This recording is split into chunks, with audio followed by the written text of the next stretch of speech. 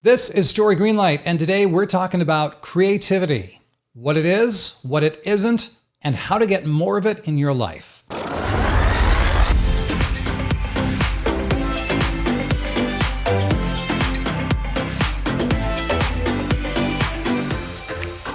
What is up, my friend? My name is Jeff Barch, and this is Story Greenlight, where we are all about empowering online creators like you to spread your message to the world and to create the impact that you were meant to make.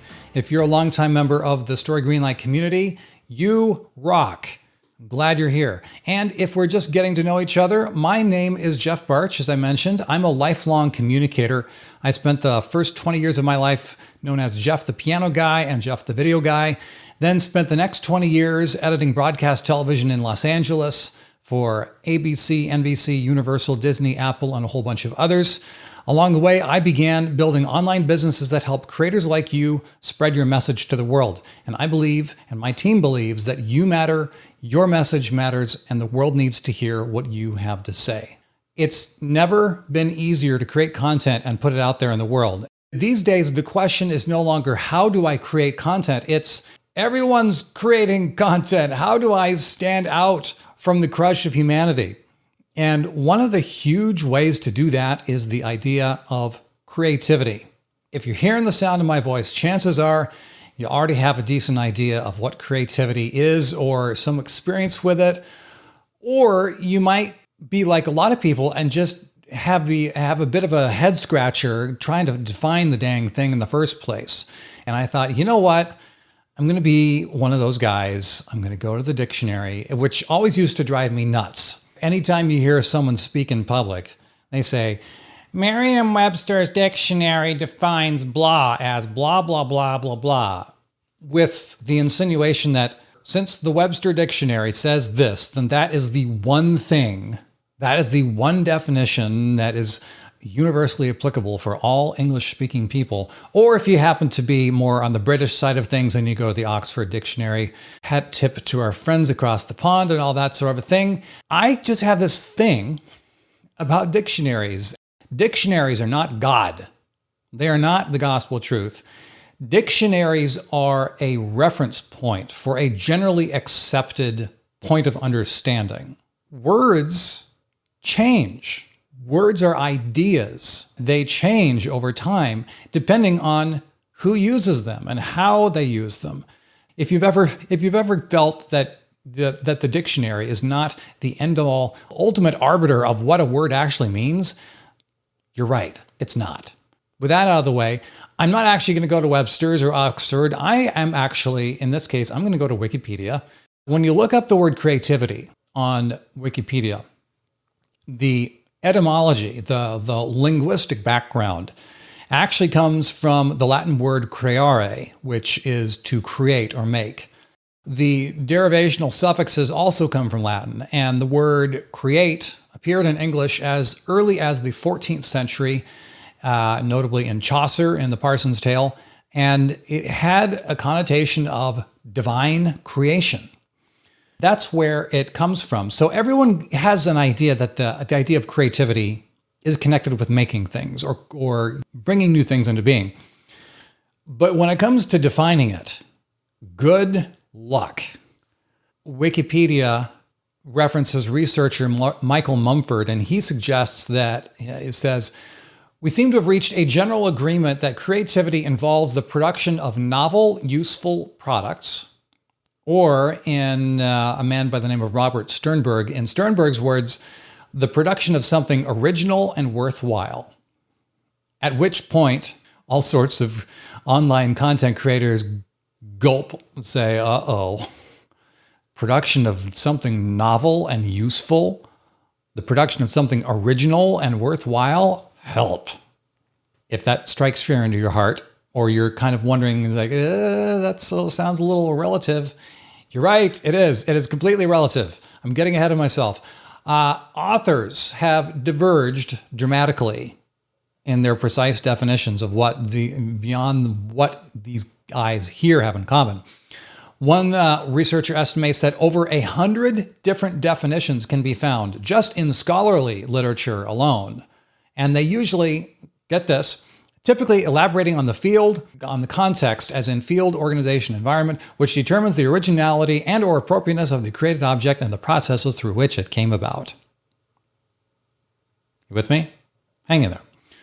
One definition given by Dr. E. Paul Torrance in the context of assessing an individual's creative ability described it as, quote, a process of becoming sensitive to problems, deficiencies, gaps in knowledge, missing elements, disharmonies, and so on, identifying the difficulty, searching for solutions, making guesses, or formulating hypotheses about the deficiencies, testing and retesting these hypotheses, and possibly modifying and retesting them, and finally communicating the results. So, now that we all know what creativity is, let's all go home. Or not. And let's just say that nobody has a clean answer. That's issue number one. Definitions abound. So many people are working so hard to get an all-encompassing definition of what creativity is that they just run all over the place and try to cover every single base to the point where it means nothing. On top of that, you get the more simple definitions of things like the production of something novel and useful or something original and worthwhile. And we say, oh, crap. This means that everything I make has to be new and fresh and original. And that, my friend, is hard. If you've ever been staring at the proverbial blank page, or you've been thinking about what you want to create and you wonder, has anyone ever done this before? The fact of the matter is, yes, they probably have. And we are not the first people to wonder this. People have been dabbling with this. They've been grappling with this, wrestling with it for thousands of years. A man much wiser and far more accomplished than any of us here. He wrote in a book called Ecclesiastes, and he said, there is nothing new under the sun. Everything has been done. Nothing is new, and it's all pointless, dang it. Ecclesiastes. It can be seriously depressing. But there is a bright side to it, which, if you've never read Ecclesiastes, check it out. It's a good read. It really is. Not only are we going to be thinking about, this has all been done before, but then we start thinking about all the armchair critics sitting back and judging our creative output and saying, well, that's already been done before, so meh. Here's the truth. Creativity is relative. Does something really have to be completely new or never been seen or done before in order to be considered creative? Well, frankly, it depends on who you're talking to and who your audience is. Example, the year 1998. I was fresh out of high school. A movie came out starring Tom Hanks and Meg Ryan called You've Got Mail. And at the time, it's talking about this company called America Online, AOL for short, and people are logging into their AOL accounts and it says, ding, you've got mail. And everyone says, ooh, someone sent me an electronic piece of mail. This is amazing. I wonder who it could be. That was literally how people felt about email in 1998. I remember that feeling. At the time, I had a Juno account. It was a free Juno account. And I'd say, oh, check emails. Oh, is there something waiting for me? It's like Christmas every day, or every time I try to check email. It was new and novel. And within 10 years after that, I was in a mastermind group of some internet marketers. And at that point, email was something that had worked its way into the general daily lives of most people. It wasn't completely burned out, but if you're an information marketer on the internet, this was now one of the oldest tricks in the book. You send people emails, and it's amazing because it's fast and it's virtually free to do it. You can just bombard all these people with emails, and you can do it automatically with something called autoresponders, which is an automation thing. You can pre-write a sequence of emails and just say, send it to these people under these circumstances and go. And ta-da, you have an automatic machine of emails dripping out on people who sign up on your email lists. We still do that today. I still do that here with Story Greenlight. And it's a solid, it's a solid thing. But at that point, email was old hat to information marketers. If you try to talk to people about email and how it's this amazing thing, it would not be seen as innovative or creative to people in that marketing space. But I was also in another marketing group at that time, 2008, 2009, and one of the members was a gentleman who was an inventor, and he sold his inventions to people who owned cement trucks and cement mixing plants. And when you go to a concrete conference, when you go to a great big industry conference talking about cement mixing technology, they don't talk about things like email. You could actually go to a session and get up on stage and say, hey guys, I have this technology. You can send emails into the future. Most people in the room would never have even heard about an autoresponder. Never mind gotten blasé about the idea of like, oh yeah, this is something that everyone does. Email now is the modern equivalent of junk mail. We do not get excited when we get a ding saying you've got an email. Most of the time we end up rolling our eyes. So point of this is new and fresh and original is completely relative. And it's not up to us to determine whether it's new or creative or not. It's out of our control. Even the oldest ideas can actually be new or novel when you present them to the right crowd. Creativity is highly related to the audience. It's not just about the creator. Sometimes the easiest ways to get people to think that you're creative is to go talk to different people. That's something that's been a part of my journey along the way. I mean, originally, when I first was wanting to start online businesses, I was multiple years along in my career editing television in Los Angeles, and I thought, you know what? I want to get paid more than once. I want to do something more than just trading hours for dollars.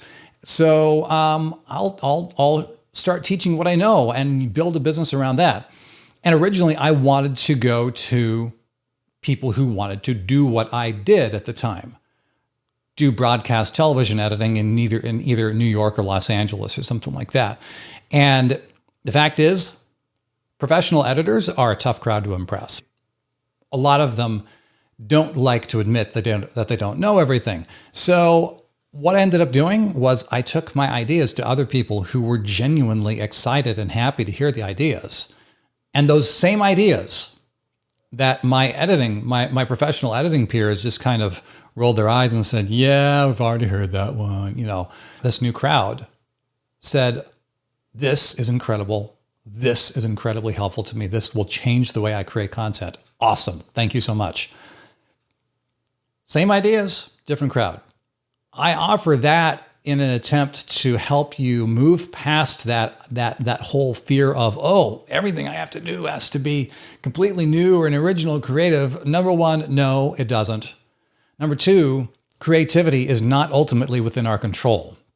So one of the ways that we can control it is to figure out a different crowd to talk to. Now, going back to the idea of a definition, though, some years ago, I read a book written by a gal by the name of Amanda Palmer and was blown away, absolutely blown away with some of the things that she talked about in terms of her personal story, in terms of creativity, art, connecting with her people, connecting and building a community, some fascinating insights and some deeply heartfelt concepts coming from her. Amanda Palmer wrote a book called The Art of Asking: How I Learned to Stop Worrying and Let People Help. And it talks about her story starting out as a street performer where she dressed up in whiteface and a white wedding dress, standing on top of milk crates, handing out flowers to people walking by, wordlessly handing out flowers to people walking by on the sidewalk. She did this in cities all across the country. I think she even traveled internationally.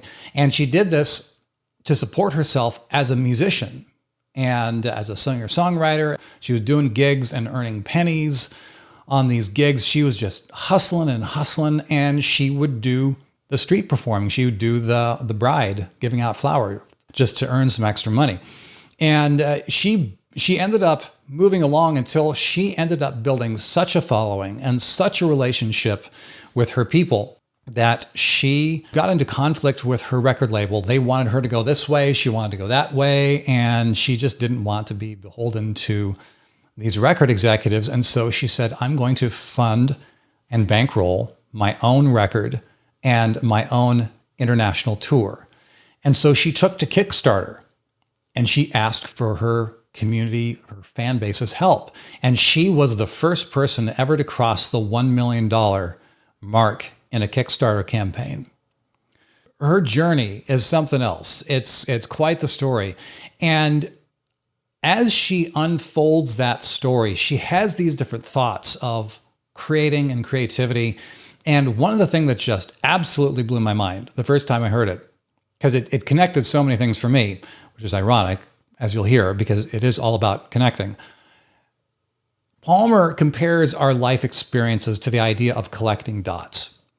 We're collecting dots from the day we become conscious to the day that we take our last breath. What our brain does, it just collects all these different dots of things we do, things we say, things we experience, places we go, thoughts we think, feelings, all the things. And our brain starts connecting them together. Now, most people tend to connect things together in certain ways. And then as we go along, we might take some different dots and connect them together in different ways that other people may not have done in the past. And then we share those connections between our dots that we've collected. And she says that is the essence of creativity. She says, collecting the dots, then connecting them, and then sharing the connections with those around you. This is how a creative human works. Collecting, connecting, sharing. Go get The Art of Asking: How I Learned to Stop Worrying and Let People Help. There's a link to that in the show notes. Definitely get yourself a copy. If you are an audiobook type, definitely go there because she intersperses the chapter with some of her music, some of her own songs. It takes the audiobook experience to a whole different level. So if you're into audiobooks, definitely do that. Hey, if you like these ideas and conversations and want help applying them specifically to your own content, then you should join us in the Green Room. The Green Room is our private community here at Story Greenlight that's all about helping you create the next level of impact in your content and in yourself with the support of an active community of creators like you. There is some powerful stuff that happens in there. To find out more, hit up the link in the show notes or in the description below. More thoughts from Amanda Palmer, which you can find in a post on The Marginalian, a website by Maria Popova, formerly known as Brain Pickings. There's a link in the show notes. Check that out. Amanda Palmer talks about the importance of why you have to share. And she says, people might shout, "This is not the time for metaphor. This is not the time for art. And this certainly is not the time for art about you." But once you've shared your art and it's resonated with a single person, it's no longer about you. Once you share it, it's about everybody. And if your art is found by a single soul, shared with a friend who links it to a friend, and the response is whatever it is, you start to see how art becomes about everybody just through the act of being shared. This is why it's so important that when we collect those dots and we put them together, sharing is so important. I will say Amanda Palmer is not the only person who talks about creativity in terms of connections. I was doing some research, and it turns out that was one of the primary ways that Steve Jobs, the co-founder of Apple, saw things. There was an interview in Wired magazine that he did in February 1996. He said, quote, "Creativity is just connecting things. When you ask creative people how they did something, they feel a little guilty because they didn't really do it. They just saw something. It seemed obvious to them after a while. That's because they were able to connect experiences they've had and synthesize new things. The impact of what we do as a creator is so much more powerful when it's shared, because that's when ideas spread and that's when things can be multiplied. That is one of the fundamental ideas behind Story Greenlight. As I discussed in a previous episode, which you can go to the show notes for a link to that, where I talk about what is a green light. So often, storytellers and content creators were asking for permission from a third party to say, yes, we will allow you to tell your story with our resources on our platform. We no longer have to do that. I mean, those large platforms still do exist and the gatekeepers exist and all those things, but we do have the enormous opportunity as never before to share our stuff. And when we do that, it's a whole new world and it can be downright terrifying. There's a Green Room member, our private membership, where one of the members is working on putting out his first video on a new channel. And he says straight up, this is scary as heck. He said, he made it in a post. And I get it. I mean, he's got a lot of life experience, and he has a really powerful idea that he wants to share with people in his life stage. And the more meaningful it is, the scarier it can be to share that stuff. Amanda Palmer talks about some of that fear in that same article from The Marginalian. She says, self-publishing without authentication and without the wand of third-party legitimacy brushing your shoulder is truly scary. There's self-publishing a book, which at least resembles something real, and then there's posting your ish to the internet. But I've found what resonates, resonates. The format doesn't matter. Now, I'm not suggesting in the slightest that you forsake your painstakingly edited work and your protected, well-groomed and agonized over treasures and then post them to the internet tomorrow. But you can, if you want, if you're brave. You can yell down into the marketplace and find your friends and the crowd that would resonate with you without permission from on high. Because anything you write in any format can change somebody, can change an opinion, can scratch an opening in a scarred up heart of a human being, and it doesn't matter how you do it. I love it. I love this. This is so cool. It is so important to share our creativity because it brings people together. I mean, you look around, there is so much working to divide us. And by the act of sharing our creativity, sharing our stories, sharing pieces of ourselves to help other people understand us and for us to understand others, this is how people become connected again instead of divided. You know, to take that a step further, different people have different beliefs about how we got here and why we're here in the first place. And if you want to walk down the path of nihilism, which can get pretty dark pretty quickly, you can say we're here by chance and nothing means anything. Therefore, it's all pointless. It's all meaningless. Or you can go more the existential route and you can say, okay, maybe we might all be here by chance, but we can escape that darkness by creating meaning. And so because of that, creativity becomes inherently valuable. As for myself, you know, as a man of faith, as a follower of Jesus, I believe personally that we're here because of a creative God who created us in his image. And so when we create, we get to reflect the very essence of God to the world. And it's not just something that's part of us. It's literally our identity. We are creatives. We create because it's literally what we were put here to do. So here's some thoughts on how to be more creative. Number one, it is to expand our inputs. We collect more dots and different kind of dots so you can make more connections that people will consider new and unique. Expand your inputs. Going back to what Steve Jobs was saying in the interview with Wired magazine in 1996, he says, creativity is just connecting things. When you ask creative people how they did something, they feel a little guilty because they didn't really do it. They just saw something. It seemed obvious to them after a while. That's because they were able to connect experiences that they've had and synthesize new things.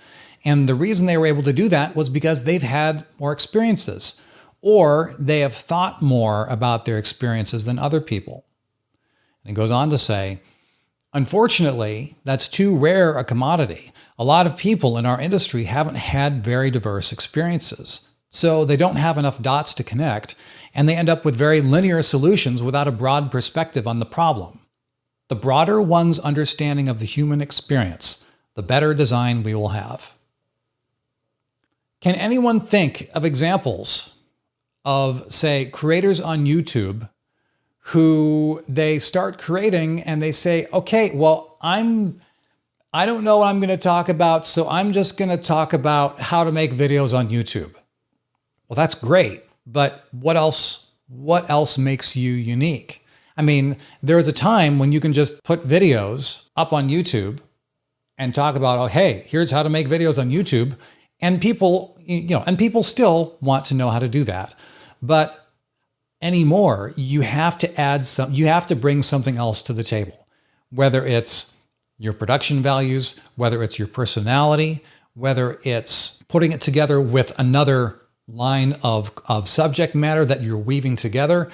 That's the kind of stuff that you're going to bring to the table when you've had more life experience and you have those extra dots that you can make new connections and have a higher chance of people feeling or perceiving them as creative and new and novel.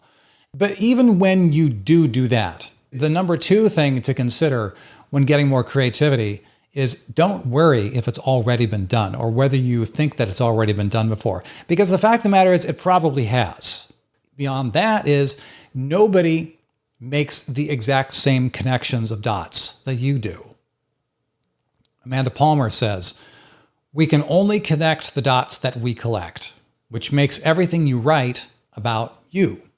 Your connections are the thread that you weave into the cloth that becomes the story that only you can tell. The other thing I want to offer you is the idea of specialization versus generalization. Specialization is good. Range is also good. There is a prevailing thought in lots of different areas of westernized developed life that you have to become a specialist at something. You have to be hyper specialized. You have to know everything there is to know about a certain thing in order to be considered an expert. And if you can be an expert, then people will take you more seriously, blah, blah, blah, blah, blah. So it's all about being specialized. And meanwhile, you get people who might consider themselves jacks of all trade, masters of none, or dabblers in all sorts of different things across all sorts of disciplines. And they end up feeling less than in general culture because they're not those hyper-specialized experts that so many people seem to think that's what you have to be. There is a fascinating book I read recently called Range: Why Generalists Triumph in a Specialized World. It's by David Epstein. There's a link in the show notes. Make sure you check that out. Talks about all sorts of academic research and all sorts of examples throughout time and how things have progressed to the point where there is a general idea in culture where people think that you have to be specialized. We're forcing our kids to say, you need to know what you want to do by the time you're 18. You need to know what you're going to do for the rest of your life because you have to pick your major for your college, and then you got to go to that, and then you got to get a job in the major that you pick, and you got to stick with that for the rest of your life. We may not actually say that, but that's kind of how it ends up coming across. And that's certainly how it often ends up feeling to these poor teenagers who have no idea. They have no idea what they want to do. And the fact of the matter is, if you would have asked me, most of the beginning of my life, I was known as Jeff, the guy who played the piano. And so I figured that, well, that's my thing. That's my specialization. So that's just the thing I'm always going to be doing.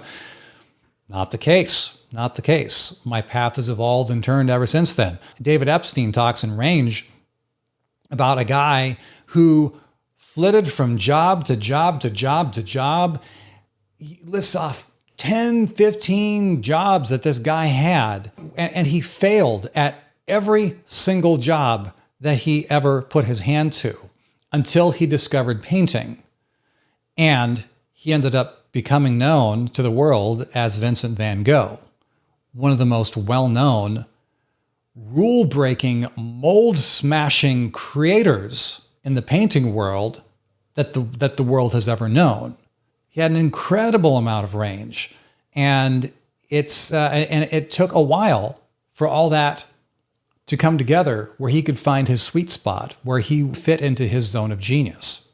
Going back to the idea of develop more inputs across more areas, and basically this ends up giving your brain more opportunity to make the new creative connections that really are the representation of you, the connections that are uniquely yours, that you can share in your own unique way to the people who need to hear what you have to say. If you're enjoying conversations and ideas like these, and you want to apply the things we talk about here to your own content, then that's what we do all the time in our private membership called the Green Room. To find out more, hit up the link in the show notes or in the description below.